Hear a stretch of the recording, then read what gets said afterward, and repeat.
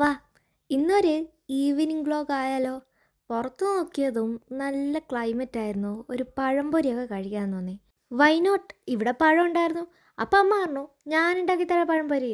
2-3 ദിവസമായിട്ട് ഞങ്ങളിവിടെ മൈദ ബഹിഷ്കരിച്ചത് കൊണ്ട് ഞങ്ങൾ ഇന്ന് ഉണ്ടാക്കാൻ പോകുന്നത് ഗോതമ്പ് പൊടി കൊണ്ടാണ്. അങ്ങനെ അമ്മയും ഗോതമ്പ് പൊടിയുള്ള മൽപ്പിടുത്തത്തിന് ശേഷം നമ്മളെ ബാറ്റർ ഇവിടെ സെറ്റ് ആയിട്ടുണ്ട്. എന്തായാലും ആൾ കുറച്ച് മൾട്ടി ടാസ്കറാ. ഇവിടെ ചായ വെക്കുന്നു, അവിടെ പഴംപൊരി ഒഴിക്കുന്നു, ഇവിടെ ചായ വെക്കുന്നു, അവിടെ പഴംപൊരി ഒഴിക്കുന്നു. ഭയങ്കര കാൽക്കുലേഷനാണ് ആൾക്ക്.